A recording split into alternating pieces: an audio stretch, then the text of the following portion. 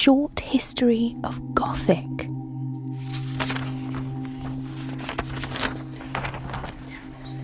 Markheim by Robert Louis Stevenson.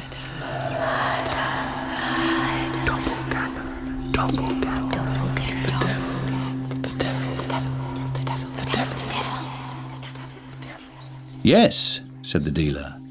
Our windfalls are of various kinds. Some customers are ignorant, and then I touch a dividend on my superior knowledge. Some are dishonest. And here he held up the candle so that the light fell strongly on his visitor. And in that case, he continued, I profit by my virtue. At these pointed words, and before the near presence of the flame, Markheim blinked painfully and looked aside. The dealer chuckled. You come to me on Christmas Day, he resumed, when you know that I am alone in my house and make a point of refusing business. I am the essence of discretion and ask no awkward questions, but when a customer cannot look me in the eye, he has to pay for it. He once more chuckled. And then, changing to his usual business voice, though still with a note of irony, you can give, as usual, a clear account of how you came into the possession of the object. This time, said Markheim, you are in error. I have not come to sell, but to buy. I have no more curios to dispose of. I have done well on the stock exchange, and should more likely add to it than otherwise, and my errand today is simplicity itself. I seek a Christmas present for a lady. He continued, waxing more fluent as he struck into the speech he had prepared. And certainly I owe you every excuse for thus disturbing you upon so small a matter, but the thing was neglected yesterday. I must produce my little compliment at dinner, and as you very well know, a rich marriage is not a thing to be neglected. There followed a pause, during which the dealer seemed to weigh this statement incredulously. The ticking of many clocks among the curious lumber of the shop filled up the interval of silence. Well, sir, said the dealer, be it so. You are an old customer after all, and if, as you say, you have the chance of a good marriage, far be it from me to be an obstacle. Here is a nice thing for a lady now, he went on. This hand glass, 15th century, comes from a good collection too. The dealer stooped to take the object from its place, and as he did so, a shock passed through Markheim, a sudden leap of many tumultuous passions to the face. It passed as swiftly as it came, and left no trace beyond a certain trembling of the hand that now received the glass. A glass, he said hoarsely, a glass? For Christmas? Surely not. And why not? Cried the dealer. Why not a glass? Markheim was looking upon him with an indefinable expression. You ask me, why not? Why, look here. Look in it. Look at yourself. Do you like to see it? No. Nor any man. The little man had jumped back when Markheim had so suddenly confronted him with the mirror, but now, perceiving there was nothing worse on hand, he chuckled. Your future lady, sir, must be pretty hard-favoured. I ask you, said Markheim, for a Christmas present, and you give me this damned reminder of years and sins and follies, this hand conscience. Did you mean it? Had you a thought in your mind? Tell me. It will be better for you if you do. Come, tell me about yourself. I hazard a guess now that you are in secret a very charitable man. The dealer looked closely at his companion.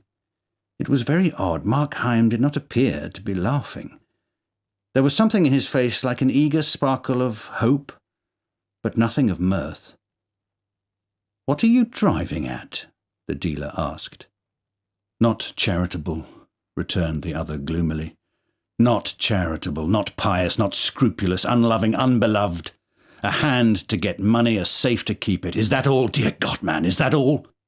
I will tell you what it is, began the dealer with some sharpness, and then broke off again into a chuckle. But I see this is a love match of yours, and you have been drinking the lady's health. Ah, cried Markheim with a strange curiosity. Ah, have you been in love? Tell me about that. I, cried the dealer. "I in love? I never had the time, nor have I the time today for all this nonsense. Either make your purchase or walk out of my shop." "True, true," said Markheim. "Enough fooling. To business. Show me something else." The dealer stooped once more, his thin blonde hair falling over his eyes as he did so. Markheim moved a little nearer, with one hand in the pocket of his greatcoat. "This, perhaps, may suit," observed the dealer, and then, as he began to re-arise, Markheim bounded from behind upon his victim. The long, skewer-like dagger flashed and fell. The dealer struggled like a hen and then tumbled on the floor in a heap. Markheim looked about him awfully. The candle stood on the counter, its flame solemnly wagging in a draught, and by that inconsiderable movement the whole room was filled with noiseless bustle and kept heaving like a sea. From these fear-stricken rovings, Markheim's eyes returned to the body of his victim, where it lay both humped and sprawling, incredibly small and strangely meaner than in life. Markheim had feared to see it, and lo! It was nothing. There it must lie. There was none to work the cunning hinges or direct the miracle of locomotion. There it must lie till it was found. Found. Aye. And then? Then would this dead flesh lift up a cry that would ring over England and fill the world with the echoes of pursuit. Aye, dead or not, this was still the enemy. Time, which had closed for the victim, had become instant and momentous for the slayer. The thought was yet in his mind when, first one and then another, with every variety of pace and voice, the clocks began to strike the hour of 3 in the afternoon. The sudden outbreak of so many tongues in that dumb chamber staggered him. He began to bestir himself, going to and fro with the candle, and still, as he filled his pockets, his mind accused him of 1,000 faults of his design. He should have chosen a more quiet hour. He should have prepared an alibi. He should have been more cautious and only bound and gagged the dealer and not killed him. He should have been more bold and killed the servant also. He should have done all things otherwise. Poignant regrets, weary, incessant toiling of the mind to change what was unchangeable. But he was now so pulled about by different alarms that, while one portion of his mind was still alert and cunning, another trembled on the brink of lunacy. One hallucination in particular took a strong hold on his credulity. Here, within the house, was he alone? He knew he was. He had watched the servant set forth, sweethearting in her poor best, out for the day, written in every ribbon and smile. Yes, he was alone, of course. And yet, in the bulk of empty house above him, he could surely hear a stir of delicate footing. He was surely conscious, inexplicably conscious, of some presence. Here was a hint to hurry what remained to be done. To have done the deed and yet not to reap the profit would be too abhorrent a failure. The money. That was now Markheim's concern, and as a means to that, the keys. With a tremor of the belly, he drew near the body of his victim. Although so dingy and inconsiderable to the eye, he feared it might have more significance to the touch. He took the body by the shoulders and turned it on its back. It was strangely light and supple, and the limbs fell into the oddest postures. The face was robbed of all expression, but it was as pale as wax and shockingly smeared with blood about one temple. That was, for Markheim, the one displeasing circumstance. It carried him back upon the instant to a certain fair day in a fisher's village, a grey day, a crowd upon the street, the blare of the brasses, the booming of drums, and a boy going to and fro, buried overhead in the crowd and divided between interest and fear, until, coming out upon the chief place of concourse, he beheld a booth and a great screen with pictures garishly coloured. Brownrigg with her apprentice, the Mannings with their murdered guest, Weir in the death grip of Thurtle, and a score besides of famous crimes. The thing was as clear as an illusion.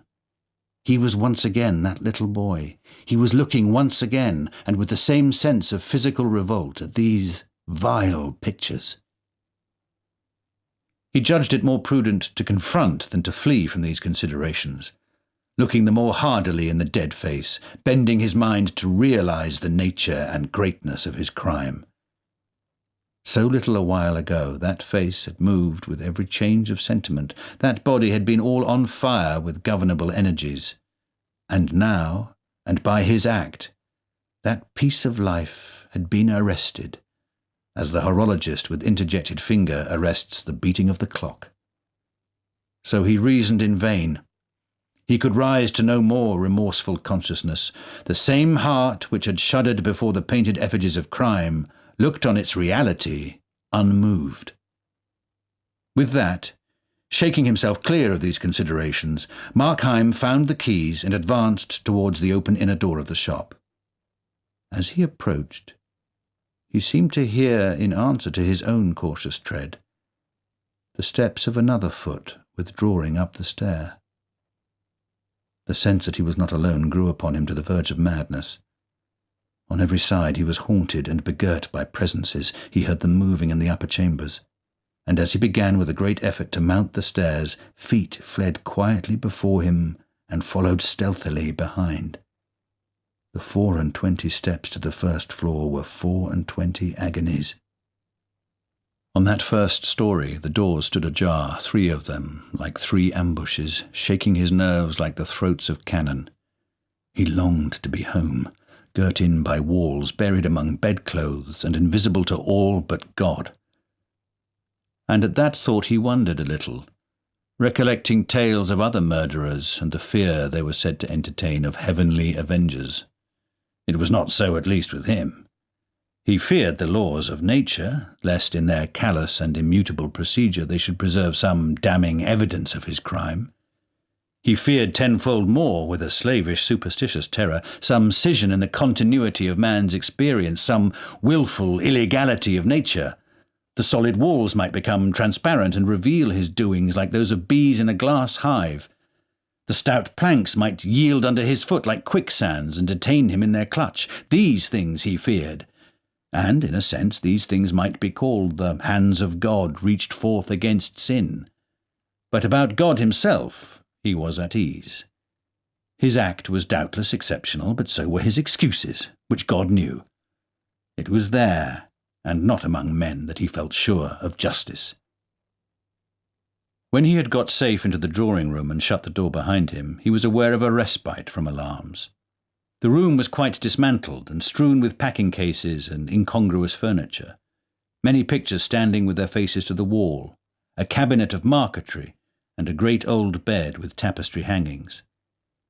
Here, then, Markheim drew in a packing case before the cabinet, and began to search among the keys.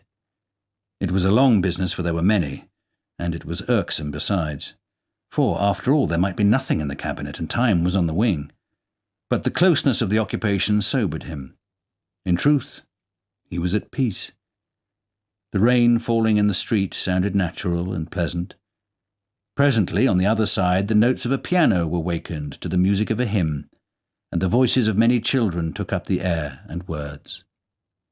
Markheim gave ear to it smilingly as he sorted out the keys, and his mind was thronged with answerable ideas and images, church-going children and the pealing of the high organ, and the high, genteel voice of the parson, which he smiled a little to recall, and the painted Jacobean tombs and the dim lettering of the 10 Commandments in the chancel. And as he sat thus, at once busy and absent, he was startled to his feet. A flash of ice, a flash of fire, a bursting gush of blood went over him, and then he stood transfixed and thrilling. A step mounted the stair slowly and steadily, and presently a hand was laid upon the knob, and the lock clicked, and the door opened. Fear held Markheim in a vice. What to expect he knew not. Whether the dead man walking, or the official ministers of human justice, or some chance witness blindly stumbling in to consign him to the gallows. But when a face was thrust into the aperture, glanced round the room, looked at him, nodded and smiled as if in friendly recognition, and then withdrew again. His fear broke loose from his control in a hoarse cry. At the sound of this, the visitant returned. "Did you call me?" he asked pleasantly, and with that he entered the room and closed the door behind him. Markheim stood and gazed at him with all his eyes.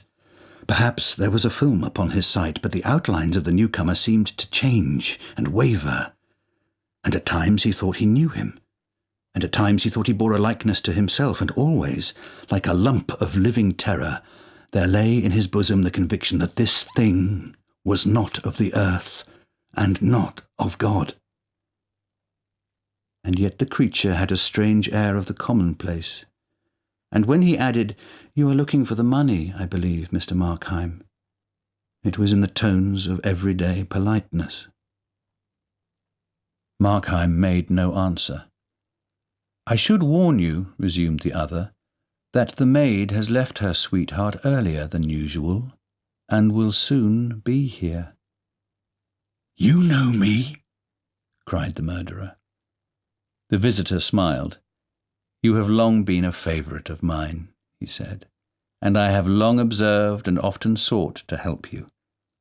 "What are you?" cried Markheim. "The devil?" "What I may be," returned the other, "cannot affect the service I propose to render you." "It can," cried Markheim. "It does. Be helped by you. No, never, not by you. You do not know me yet. Thank God you do not know me." "I know you," replied the visitant, with a sort of kind severity. "I know you to the soul." "Know me?" cried Markheim. "Who can do so? I have lived to belie my nature. All men do. All men are better than this disguise that grows about and stifles them. You see each dragged away by life, like one whom bravos have seized and muffled in a cloak. If they had their own control, if you could see their faces, they would be altogether different. They would shine out for heroes and saints. I am worse than most. My self is more overlaid. My excuse is known to men and God. But had I the time, I could disclose myself." "To me?" inquired the visitant. "To you before all," returned the murderer. "I supposed you were intelligent. I thought, since you exist, you could prove a reader of the heart, and yet you would propose to judge me by my acts.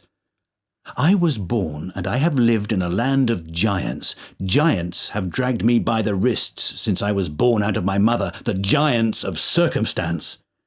And you would judge me by my acts? But can you not look within? Can you not understand that evil is hateful to me? Can you not read me for a thing that surely must be common as humanity, the unwilling sinner?" "All this is very feelingly expressed," was the reply, "but it regards me not. I care not in the least by what compulsion you may have been dragged away, so as you are but carried in the right direction. But time flies. The servant, she keeps moving nearer. And remember, it is as if the gallows itself was striding towards you through the streets. Shall I help you? I, who know all, shall I tell you where to find the money?" "For what price?" asked Markheim. "I offer you the service for a Christmas gift," returned the other. Markheim could not refrain from smiling with a kind of bitter triumph. "No," said he, "I will take nothing at your hands. If I were dying of thirst, and it was your hand that put the pitcher to my lips, I should find the courage to refuse." "I have no objection to a deathbed repentance," observed the visitant. "Because you disbelieve their efficacy," Markheim cried.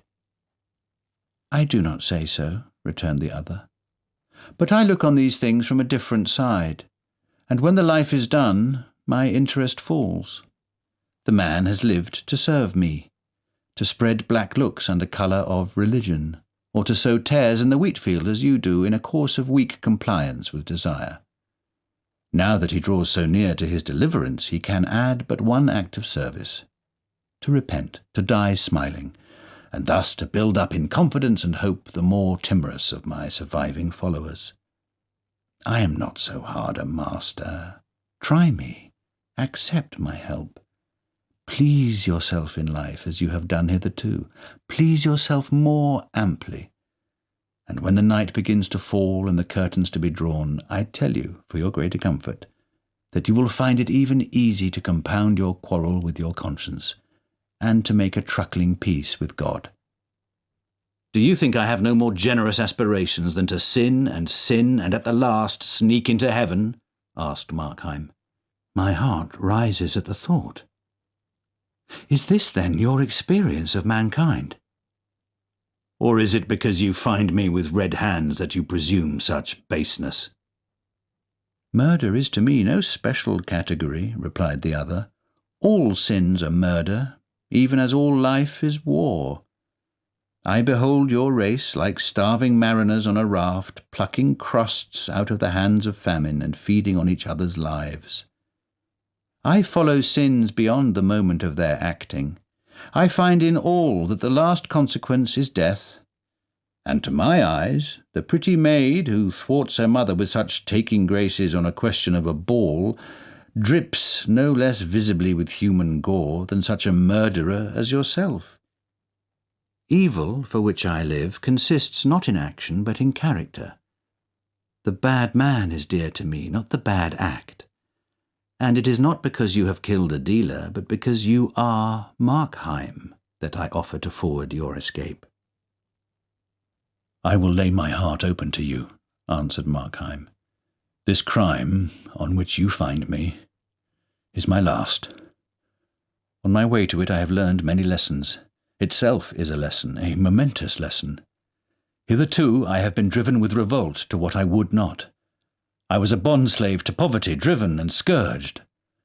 There are robust virtues that can stand in these temptations. Mine are not so. I had a thirst of pleasure. But today, and out of this deed, I pluck both warning and riches, both the power and a fresh resolve to be myself.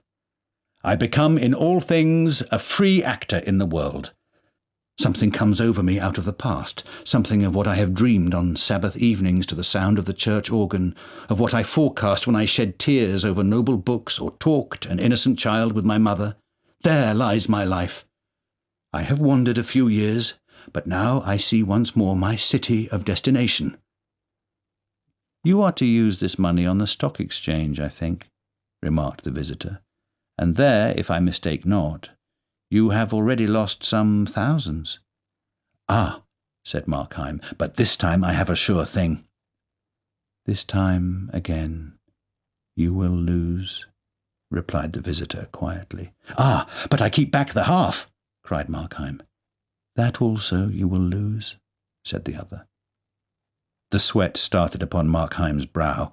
Well then, what matter? He exclaimed. Say it be lost. Say I am plunged again in poverty. Shall one part of me, and that the worst, continue until the end to override the better? Evil and good run strong in me, hailing me both ways. Are my vices only to direct my life, and my virtues without effect, like some passive lumber of the mind? Not so. Good also is a spring of acts. But the visitant raised his finger. For 36 years that you have been in this world, said he, through many changes of fortune and varieties of humour, I have watched you steadily fall. 15 years ago you would have started at a theft. 3 years back you would have blenched at the name of murder. Is there any crime? Is there any cruelty or meanness from which you still recoil? Downward, downward lies your way, nor can anything but death avail to stop you. It is true, Markheim said huskily. I have in some degree complied with evil. Then, said the visitor, content yourself with what you are, for you will never change, and the words of your part on this stage are irrevocably written down. Markheim stood for a long while silent, and indeed it was the visitor who first broke the silence. That being so, he said, shall I show you the money? And grace? Cried Markheim. Have you not tried it? returned the other. 2 or 3 years ago, did I not see you on the platform of revival meetings, and was not your voice the loudest in the hymn? It is true, said Markheim, and I see clearly what remains for me by way of duty. I thank you for these lessons from my soul. My eyes are opened, and I behold myself at last for what I am. At this moment, the sharp note of the doorbell rang through the house, and the visitant, as though this were some concerted signal for which he had been waiting, changed at once in his demeanour. "The maid!" he cried. "She has returned, as I forewarned you, and there is now before you one more difficult passage. Her master, you must say, is ill. You must let her in with an assured but rather serious countenance, no smiles, no overacting, and I promise you success. Once the girl within and the door closed, the same dexterity that has already rid you of the dealer will relieve you of this last danger in your path. Thenceforward you have the whole evening, the whole night, if needful, to ransack the treasures of the house and to make good your safety. Up!" he cried. "Up, friend! Your life hangs trembling in the scales. Up and act!" Markheim steadily regarded his counsellor. "If I be condemned to evil acts," he said, "there is still one door of freedom open. I can cease from action. If my life be an ill thing, I can lay it down. My love of good is damned to barrenness, but I have still my hatred of evil, and from that, to your galling disappointment, you shall see that I can draw both energy and courage." The features of the visitor began to undergo a wonderful and lovely change. They brightened and softened with a tender triumph, and even as they brightened, faded and dislimned. But Markheim did not pause to watch or understand the transformation. He opened the door and went downstairs very slowly, thinking to himself. Life, as he thus reviewed it, tempted him no longer, but on the farther side he perceived a quiet haven for his bark. He paused in the passage and looked into the shop, where the candle still burned by the dead body. It was strangely silent. Thoughts of the dealer swarmed into his mind as he stood gazing, and then the bell once more broke out into impatient clamour. He confronted the maid upon the threshold with something like a smile. "You had better go for the police," said he. "I have killed your master."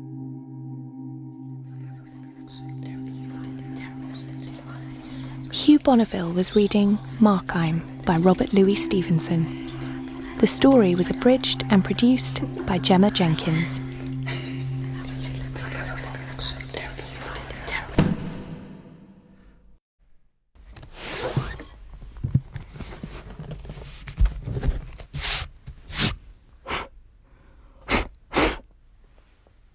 A Short History of Gothic.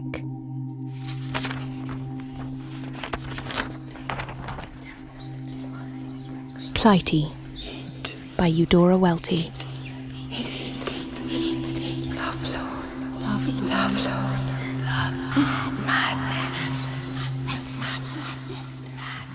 It was late afternoon, with heavy silver clouds which looked bigger and wider than cotton fields, and presently it began to rain. Big round drops fell, still in the sunlight, on the hot tin sheds, and stained the white false fronts of the row of stores in the little town of Farr's Gin. A hen and her string of yellow chickens ran in great alarm across the road. The dust turned river brown, and the birds flew down into it immediately, sitting out little pockets in which to take baths. The few people standing with long shadows on the level road moved over into the post office. After everyone else had gone under cover, Miss Clytie Farr stood still in the road, peering ahead in her near-sighted way, and as wet as the little birds. She usually came out of the big old house about this time in the afternoon and hurried through the town. It used to be that she ran about on some pretext or other, But now Clytie came for nothing. She came every day, and no one spoke to her any more. She would be in such a hurry and couldn't see who it was. And every Saturday they expected her to be run over, the way she darted out into the road with all the horses and trucks.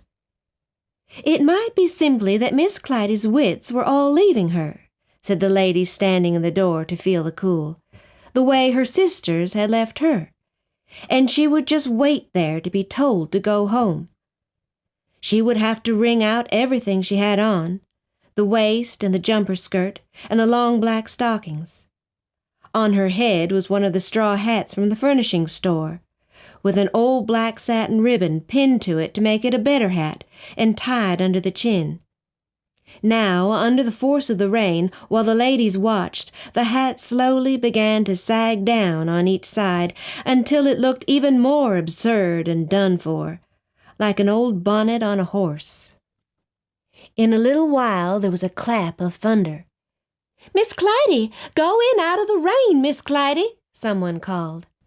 The old maid did not look around, but clenched her hands and drew them up under her armpits, and sticking out her elbows like hen wings, she ran out of the street, her poor hat creaking and beating about her ears. "Well, there goes Miss Clytie," the ladies said, and one of them had a premonition about her. Through the rushing water in the sunken path under the 4 wet black cedars, which smelled bitter as smoke, she ran to the house. "Where the devil have you been?" called the older sister Octavia from an upper window. Clytie looked up in time to see the curtain fall back. She went inside into the hall and waited, shivering. It was very dark and bare. The only light was falling on the white sheet which covered the solitary piece of furniture, an organ. The red curtains over the parlor door, held back by ivory hands, were still as tree trunks in the airless house. Every window was closed, and every shade was down, though behind them the rain could still be heard. Clytie took a match and advanced to the stair-post, where the bronze cast of Hermes was holding up a gas fixture, and at once above this, lighted up but quiet still, like one of the unmovable relics of the house, Octavia stood waiting on the stairs. She stood solidly before the white and lemon-colored glass of the window on the landing, and her wrinkled, unresting fingers took hold of the diamond cornucopia she always wore in the bosom of her long black dress. It was an unwithered grand gesture of hers, fondling the cornucopia. "It is not enough that we are waiting here, hungry," Octavia was saying, while Clytie waited below. "But you must sneak away and not answer when I call you. Go off and wander about the streets. Common. "Never mind, sister," Clytie managed to say. "But you always return." "Of course." "Gerald is awake now, and so is your papa," said Octavia, in the same vindictive voice, a loud voice, for she was usually calling. Clytie went to the kitchen and lighted the kindling in the wood stove. As if she were freezing cold in June, she stood before its open door, and soon a look of interest and pleasure lighted her face, which had in the last years grown weather-beaten in spite of the straw hat. Now some dream was resumed. In the street she had been thinking about the face of a child she had just seen.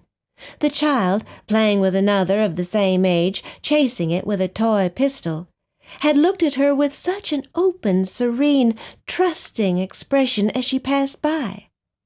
With this small, peaceful face still in her mind, rosy like these flames, Clytie had forgotten herself, and had been obliged to stand where she was in the middle of the road.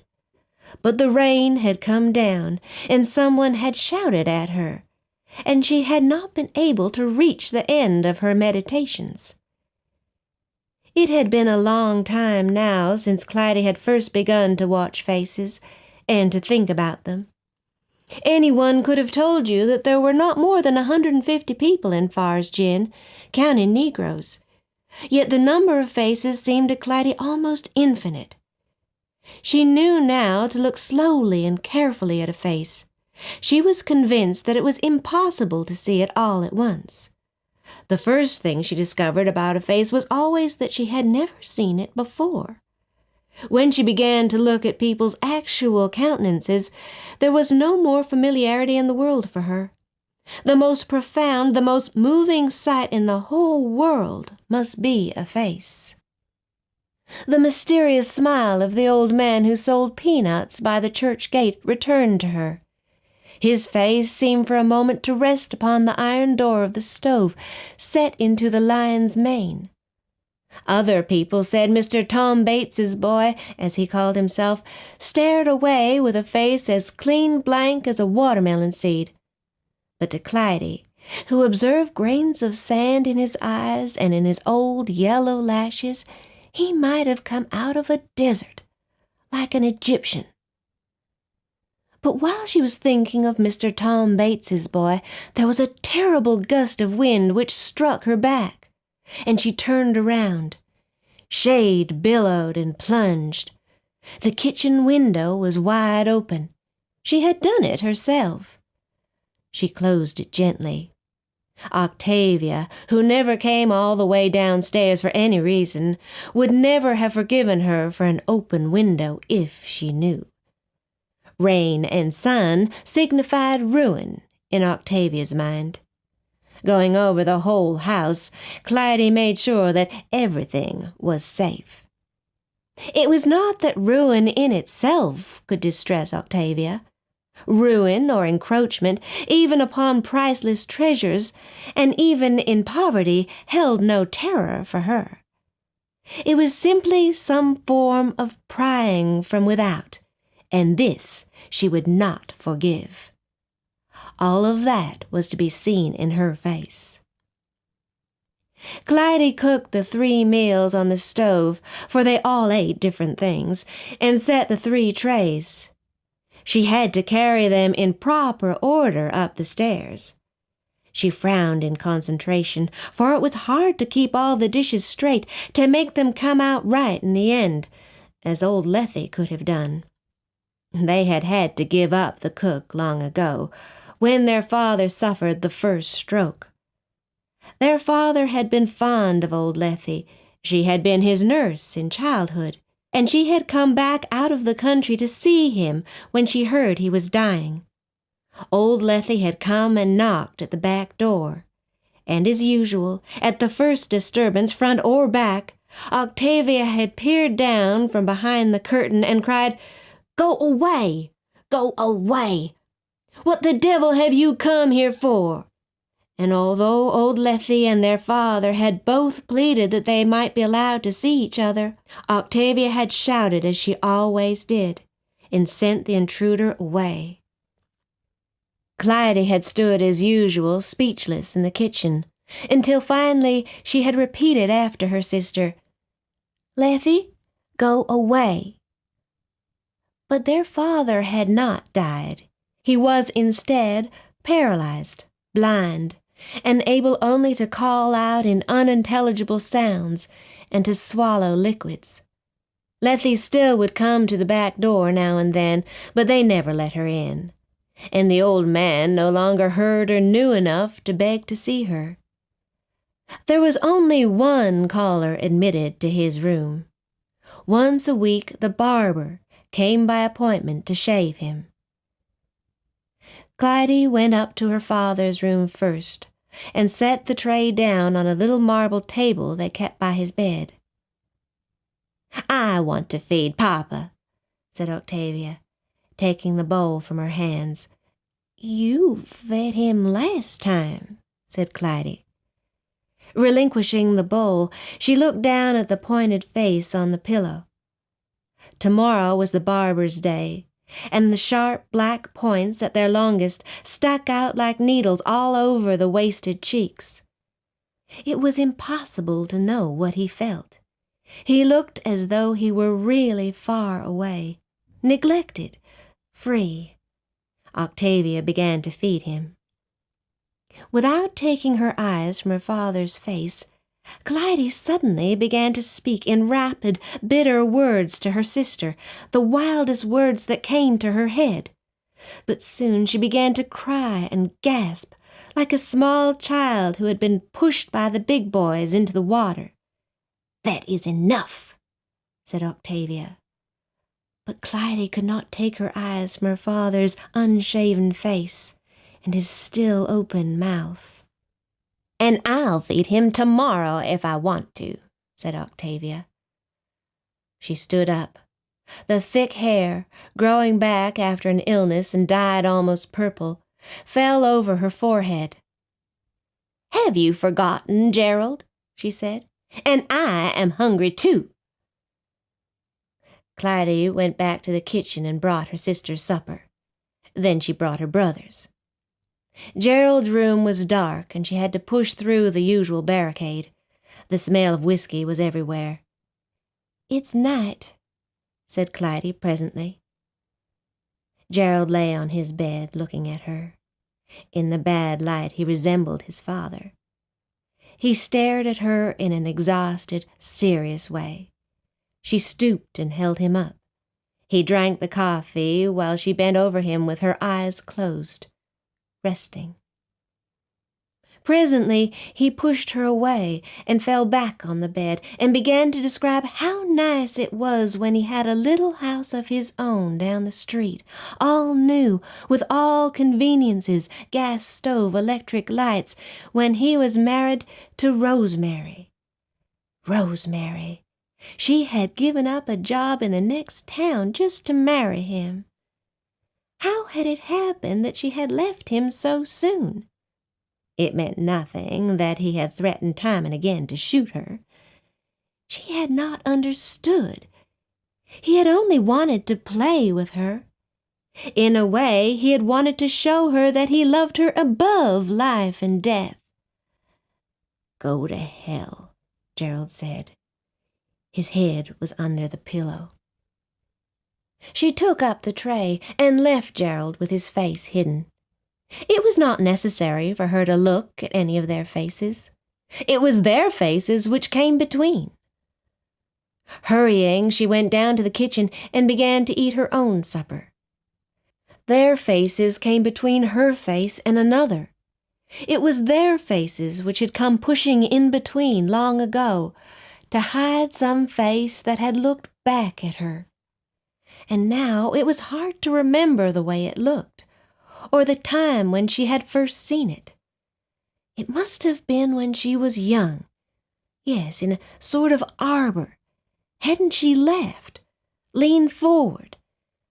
And that vision of a face, which was a little like all the other faces, the trusting child's, the innocent old travelers, even the greedy barbers and Lethies and the wandering peddlers who one by one knocked and went unanswered at the door, and yet different, yet far more.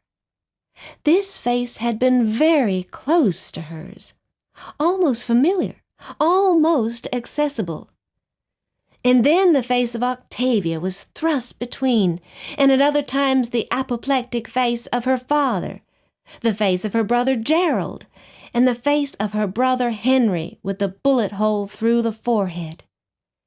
It was purely for a resemblance to a vision that she examined the secret, mysterious, unrepeated faces she met in the street of Far's Gin.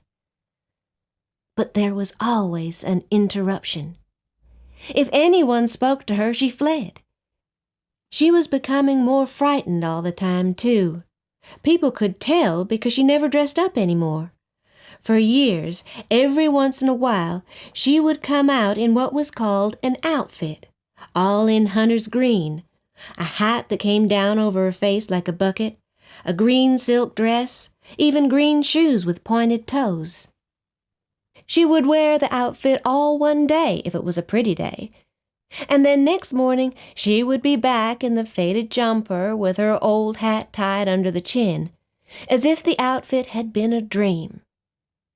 It had been a long time now since Clytie had dressed up so that you could see her coming. Once in a while, when a neighbor, trying to be kind or only being curious, would ask her opinion about anything, such as a pattern of crochet, she would not run away, but giving a thin, trapped smile, she would say in a childish voice, "It's nice." But, the ladies always added, nothing that came anywhere close to the Farr's house was nice for long. "It's nice," said Clytie, when the old lady next door showed her the new rosebush she had planted, all in bloom. But before an hour was gone, she came running out of the house screaming, "My sister Octavia says you take that rosebush up.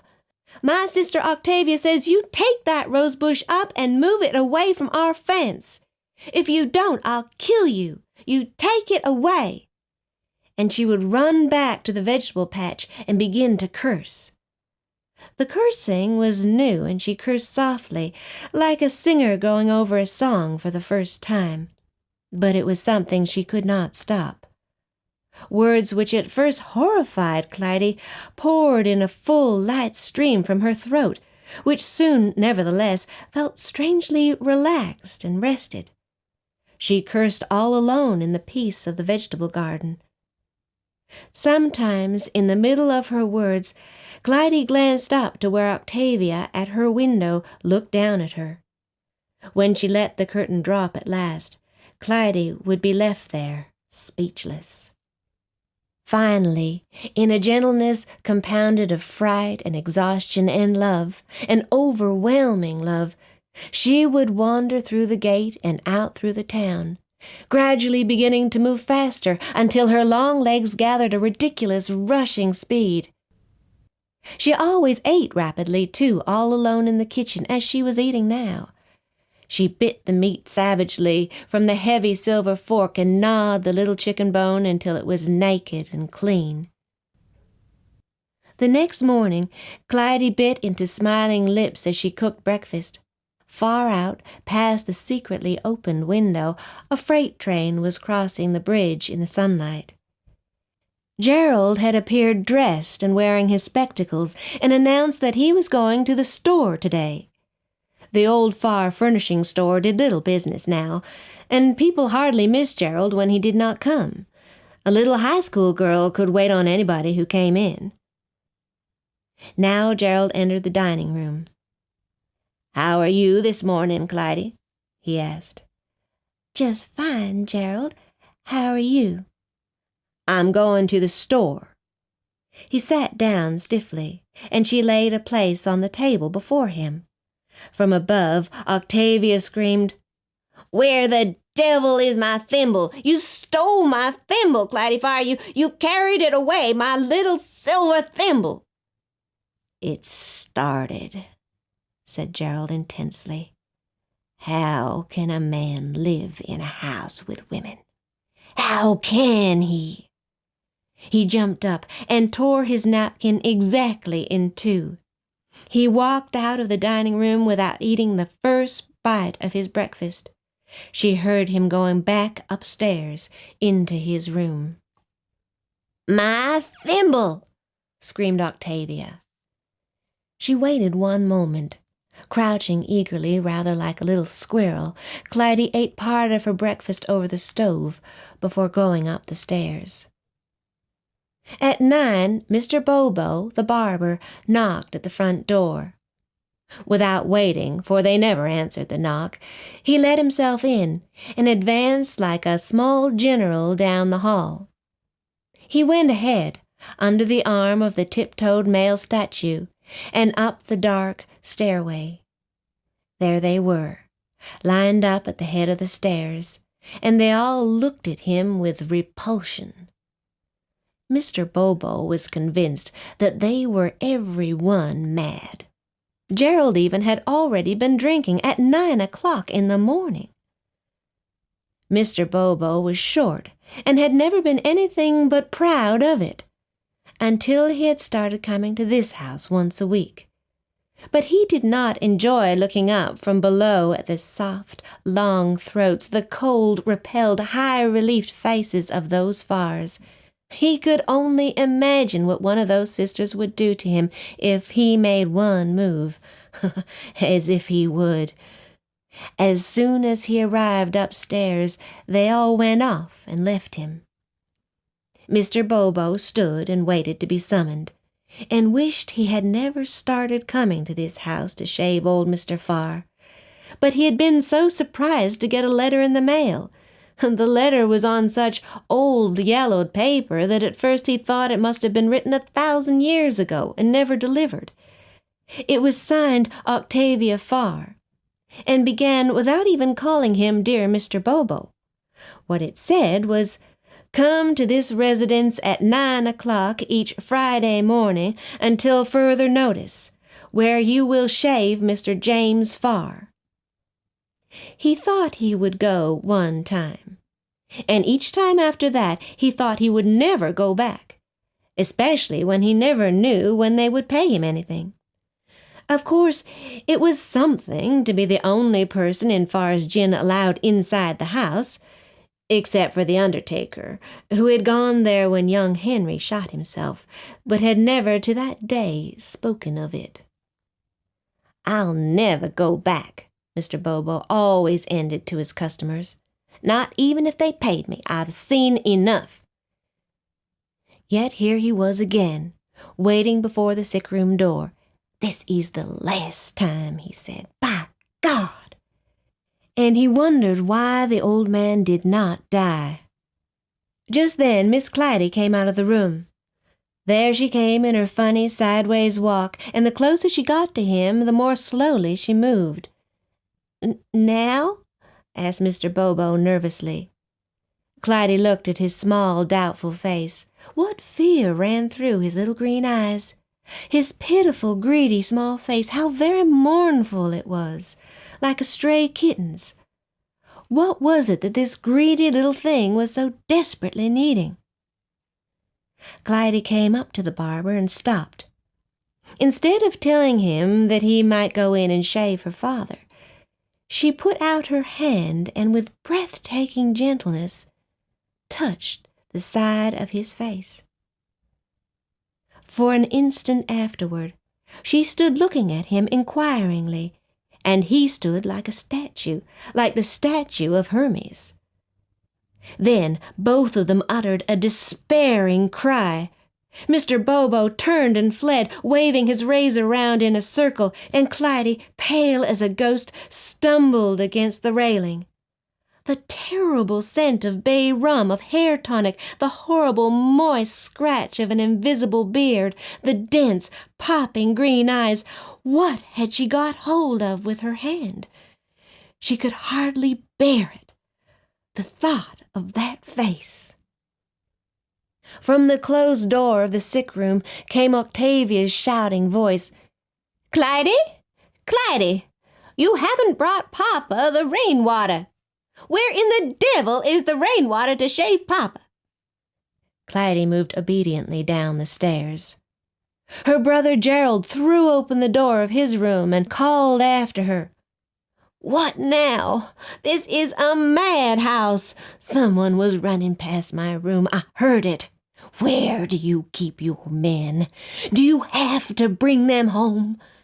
He slammed the door again, and she heard the barricade going up. Clytie went through the lower hall and out the back door. She stood beside the old rain barrel and suddenly felt that this object now was her friend, just in time, and her arms almost circled it with impatient gratitude. The rain barrel was full. It bore a dark, heavy, penetrating fragrance, like ice and flowers and the dew of night. Clytie swayed a little and looked into the slightly moving water. She thought she saw a face there. Of course! It was the face she had been looking for, and from which she had been separated.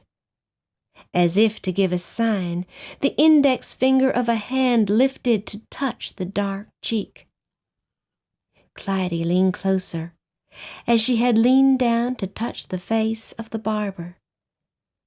It was a wavering, inscrutable face. The brows were drawn together as if in pain.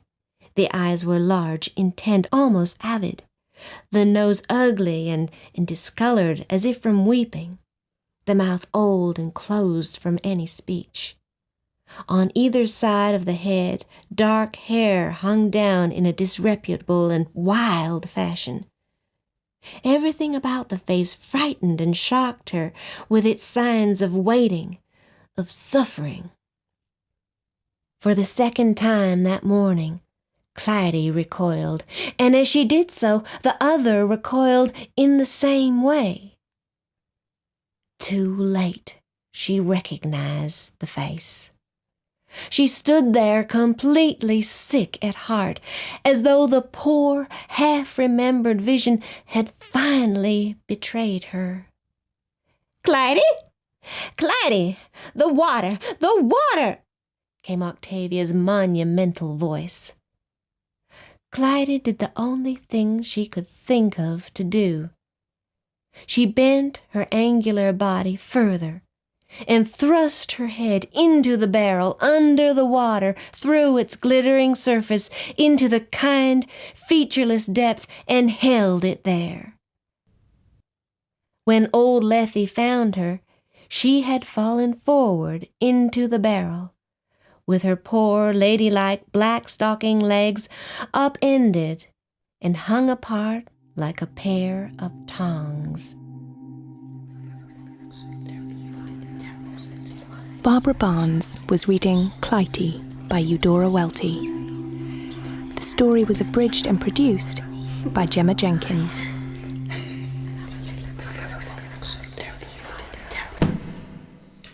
Next week, that wonderful actress Indira Varma reads Angela Carter's The Lady of the House of Love, which is a vampire tale, with a twist. The Seventh Dimension on BBC Radio 4 Extra.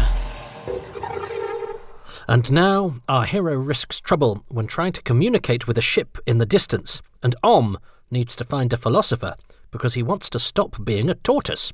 Such a sentence can only be inspired by...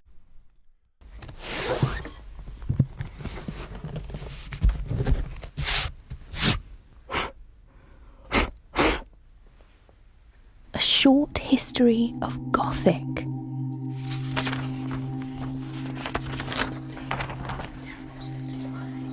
The Lady of the House of Love by Angela Carter. Blood. Vampires.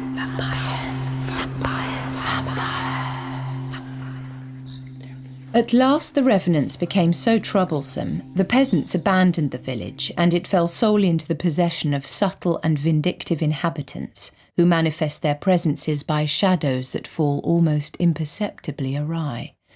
Too many shadows, even at midday, shadows that have no source in anything visible. Now all shun the village below the chateau in which the beautiful somnambulist helplessly perpetuates her ancestral crimes. Wearing an antique bridal gown, the beautiful queen of the vampires sits all alone in her dark, high house, under the eyes of the portraits of her demented ancestors, each one of whom, through her, projects a baleful, posthumous existence. She counts out the tarot cards, ceaselessly construing a constellation of possibilities, as if the random fall of the cards on the red plush tablecloth could precipitate her from her chill, shuttered room into a country of perpetual summer and obliterate the perennial sadness of a girl who is both death and the maiden. The castle is mostly given over to ghostly occupants, but she herself has her own suite of drawing room and bedroom. Closely barred shutters and heavy velvet curtains keep out every leak of natural light. This room is never more than faintly illuminated by a heavily shaded lamp on the mantelpiece, and the dark red-figured wallpaper is obscurely, distressingly patterned by the rain that drives in through the neglected roof and leaves behind it random areas of staining, ominous marks like those left on the sheets by dead lovers. But the mistress of all this disintegration notices nothing. She sits in a chair covered in moth-ravaged burgundy velvet at the low round table and distributes the cards. Sometimes her pet lark sings, but more often remains a sullen mound of drab feathers. Sometimes the Countess will wake it for a brief cadenza by strumming the bars of its cage.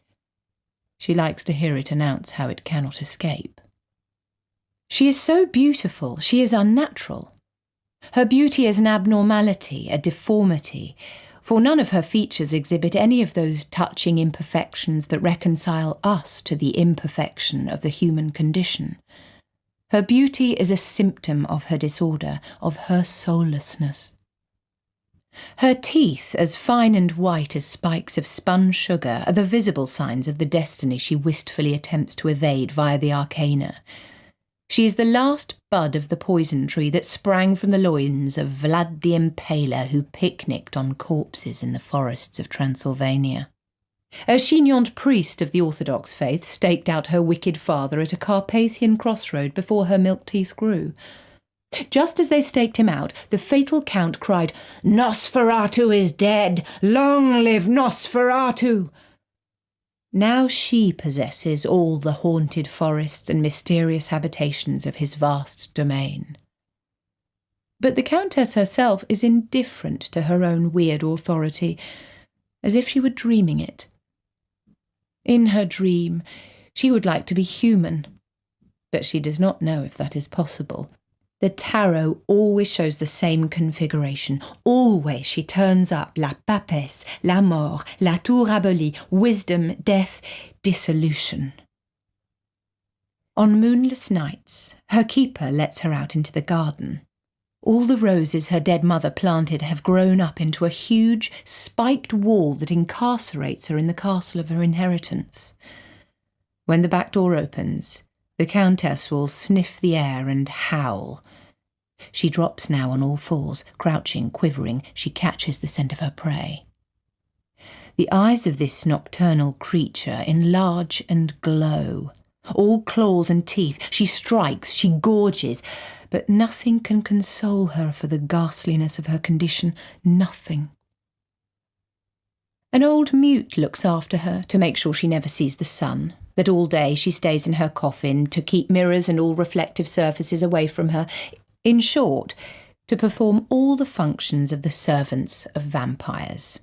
Everything about this beautiful and ghastly lady is as it should be, queen of night, queen of terror, except her horrible reluctance for the role. Nevertheless, if an unwise adventurer pauses in the square of the deserted village to refresh himself at the fountain, a crone in a black dress and white apron presently emerges from a house. She will invite you with smiles and gestures. You will follow her. The Countess wants fresh meat.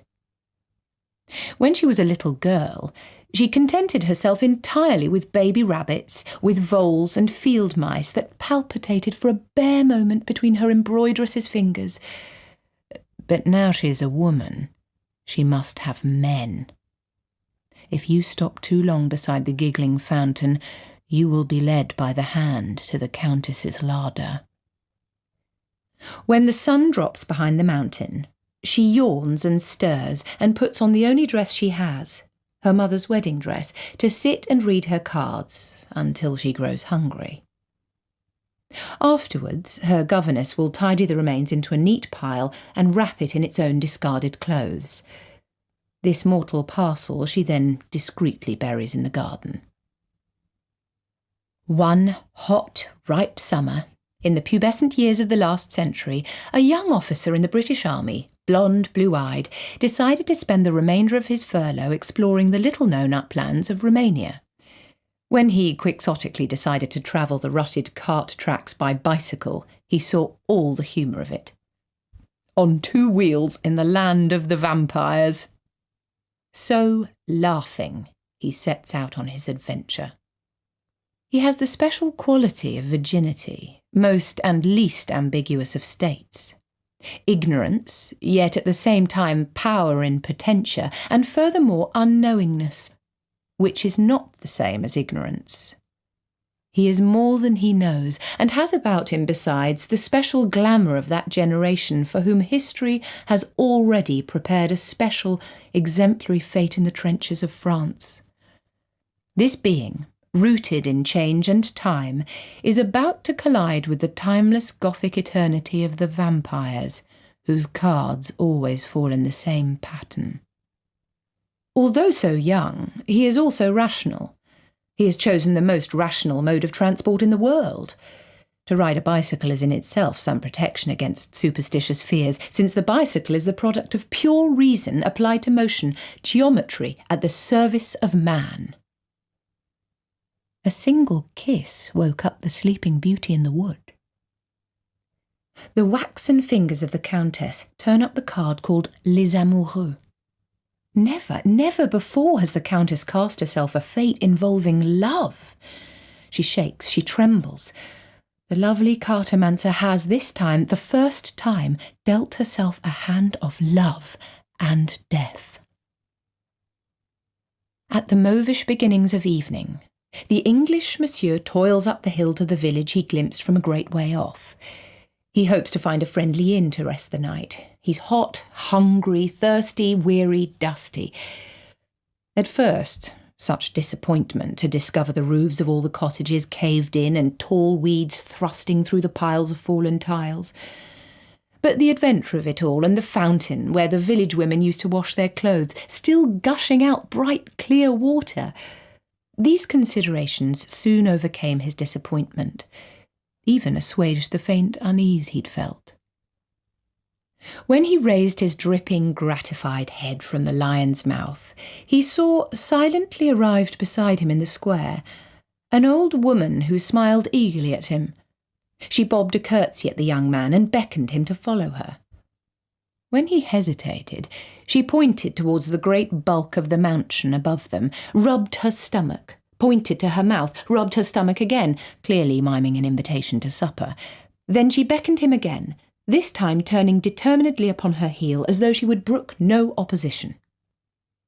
A great intoxicated surge of the heavy scent of red roses blew into his face as soon as they left the village, inducing a sensuous vertigo. Too many roses bloomed on enormous thickets that lined the path, their huge congregations of plush petals somehow obscene in their excess, their walled, tightly budded cores outrageous in their implications.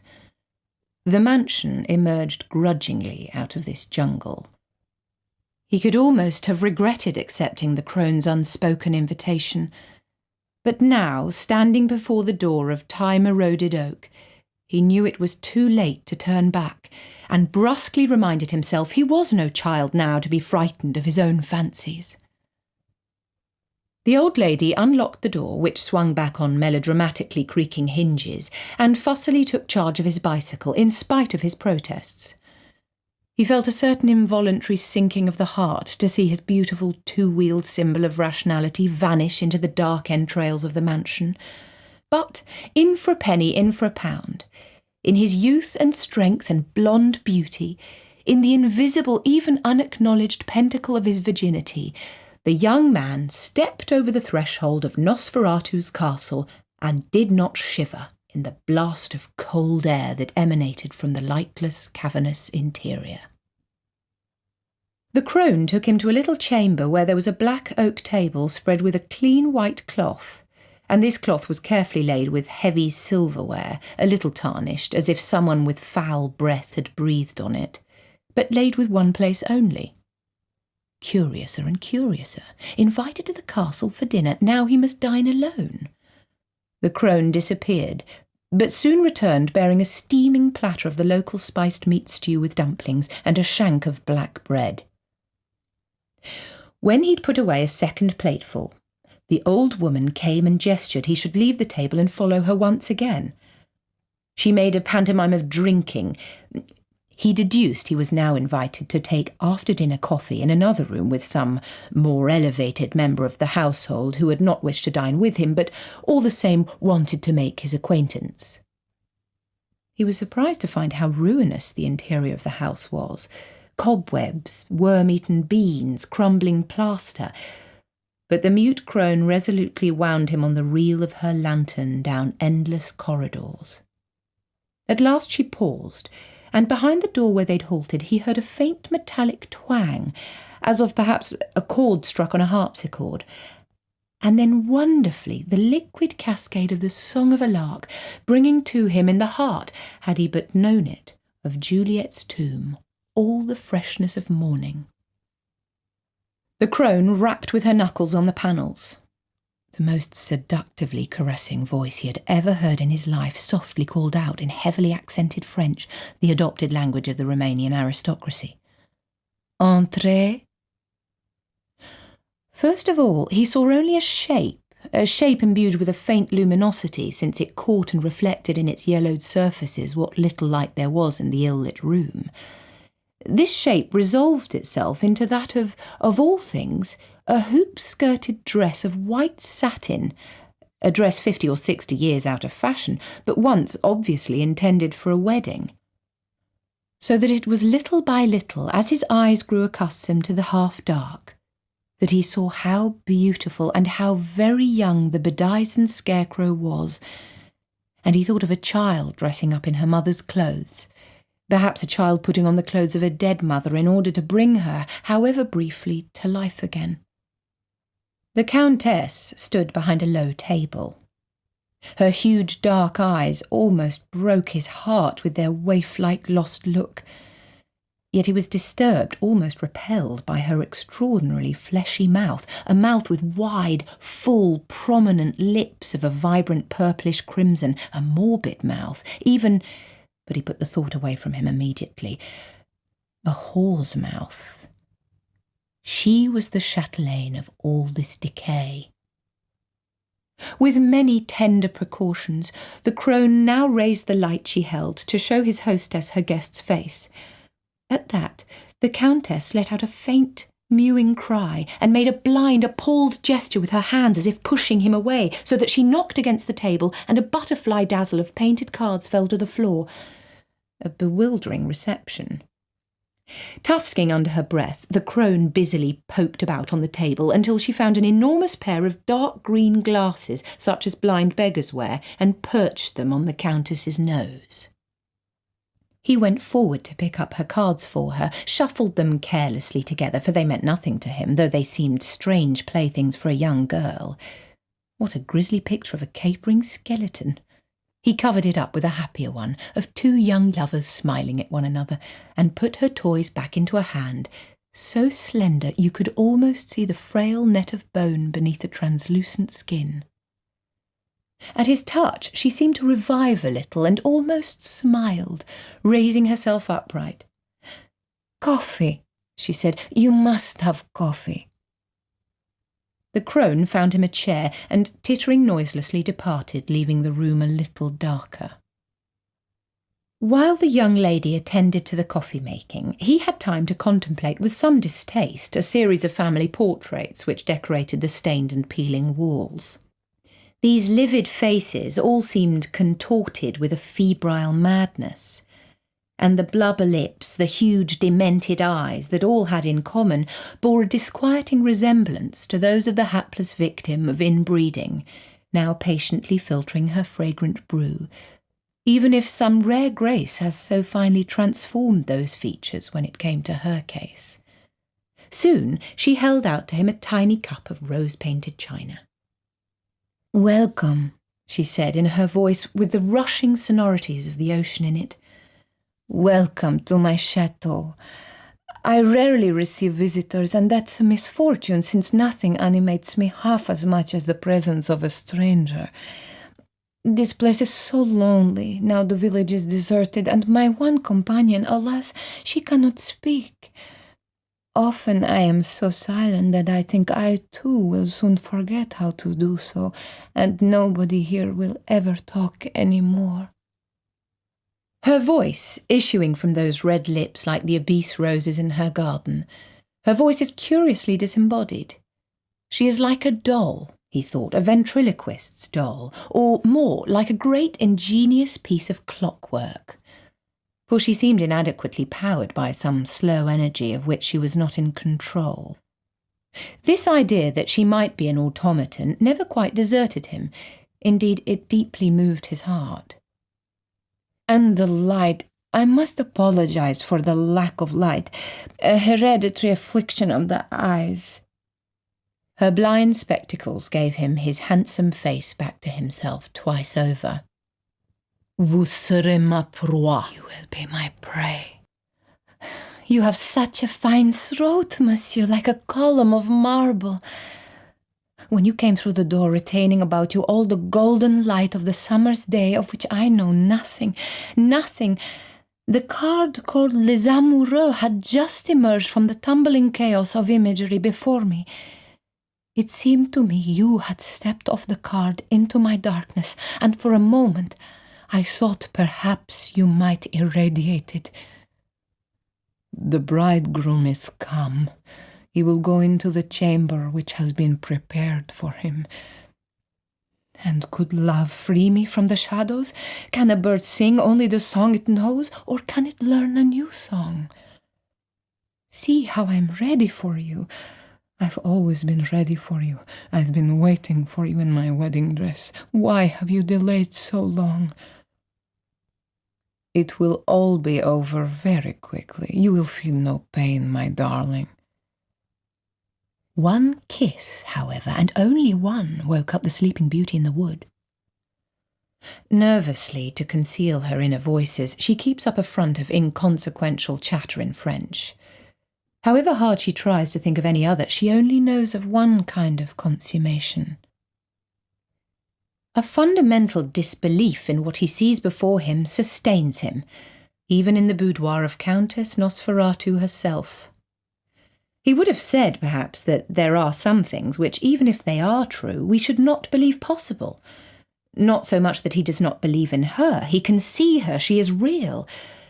But since he himself is immune to shadow, due to his virginity, he does not yet know what there is to be afraid of.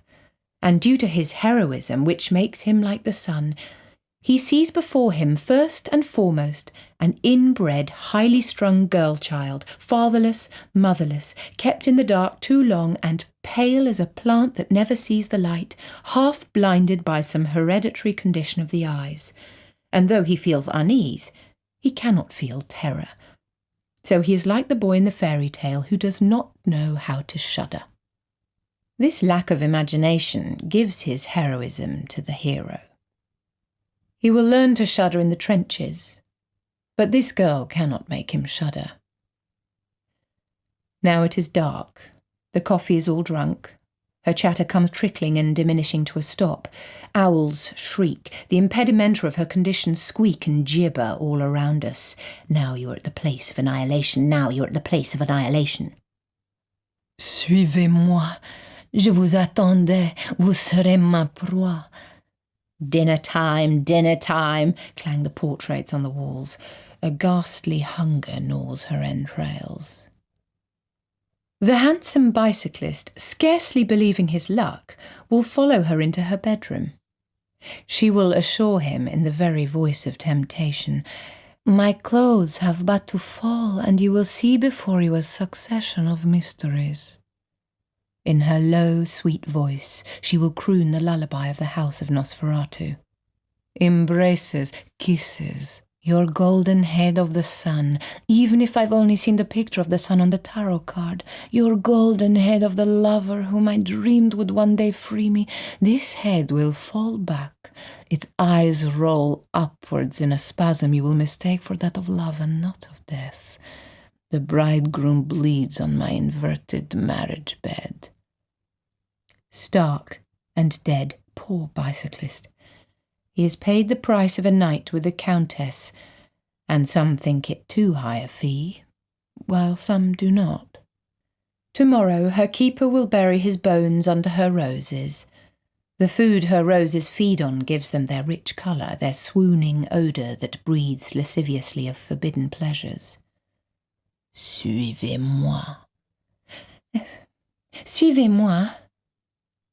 The handsome bicyclist, fearful for his hostess's health, her sanity, gingerly follows her hysterical imperiousness into the other room. What a macabre bedroom! His colonel, an old goat with jaded appetites, had given him the visiting card of a brothel in Paris where, the satyr assured him, 10 louis would buy just such a lugubrious bedroom, with a naked girl upon a coffin. He had good-naturedly refused the old man's offer of such an initiation. How can he now take criminal advantage of this disordered girl, with eyes that deny all the erotic promises of her body, with their terror, their sadness, their dreadful balked tenderness? So delicate and damned, poor thing, quite damned. Yet I do believe she scarcely knows what she is doing. She is shaking as if her limbs were not efficiently joined together, as if she might shake into pieces. She raises her hands to unfasten the neck of her dress. She can't take off her mother's wedding dress unless she takes off her dark glasses. She has fumbled the ritual. It is no longer inexorable. When she takes off the dark glasses, they slip from her fingers and smash to pieces on the tiled floor. There is no room in her drama for improvisation, and this unexpected, mundane noise of breaking glass breaks the wicked spell in the room entirely. When she kneels to try to gather the fragments of glass together, a sharp sliver pierces deeply into the pad of her thumb. She cries out, sharp, real. She has never seen her own blood before, not her own blood. It exercises upon her an odd fascination.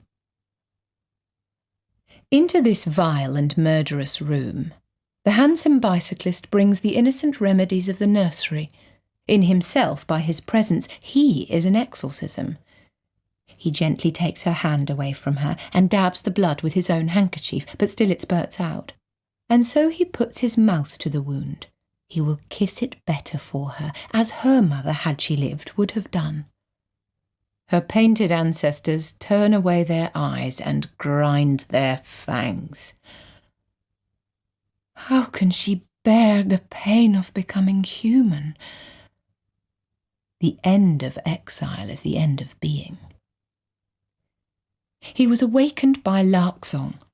The shutters, the curtains, even the long-sealed windows of the horrid bedroom were all opened up, and light and air streamed in. She must have set her pet lark free, because it perched on the edge of the silly coffin to sing him its ecstatic morning song. His bones were stiff and aching. He'd slept on the floor with his bundled-up jacket for a pillow after he'd put her to bed. But now there was no trace of her to be seen, except lightly tossed across the crumpled black satin bed cover, a lace negligee, lightly soiled with blood, as it might be from a woman's menses, and a rose that must have come from the fierce bushes nodding through the window. He padded into the boudoir, his mind busy with plans. We shall take her to Zurich to a clinic. She will be treated for nervous hysteria. Then to an eye specialist for her photophobia, and to a dentist to put her teeth into better shape. Any competent manicurist will deal with her claws. We shall turn her into the lovely girl she is. I shall cure her of all these nightmares. The heavy curtains are pulled back to let in brilliant fusillades of early morning light. In the desolation of the boudoir, she sits at her round table in her white dress, with the cards laid out before her. She has dropped off to sleep over the cards of destiny that are so fingered, so soiled, so worn by constant shuffling, that you can no longer make the image out on any single one of them. She is not sleeping. In death, she looked far older, less beautiful, and so, for the first time, fully human. I will vanish in the morning light. I was only an invention of darkness, and I leave you as a souvenir the dark-fanged rose I plucked, like a flower laid on a grave. On a grave. My keeper will attend to everything. And now the crone materialized, weeping, and roughly gestured him to be gone.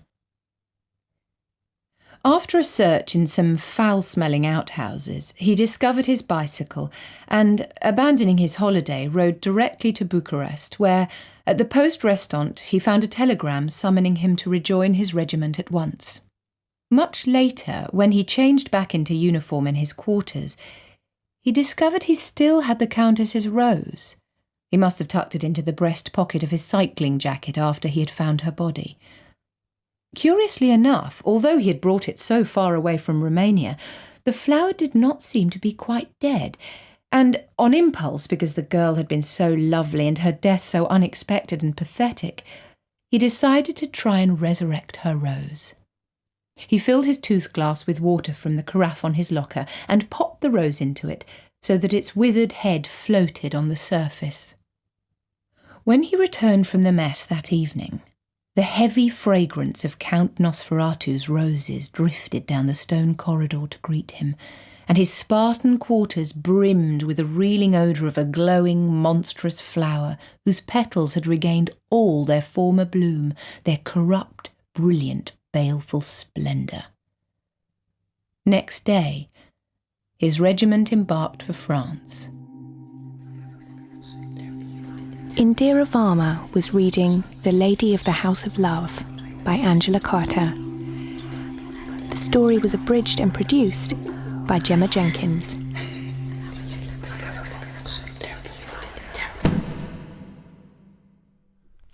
And we'll have another dark Gothic tale for you at the same time next week, when a vampire hunter helps a woman revive her recently deceased husband in Those Who Seek Forgiveness.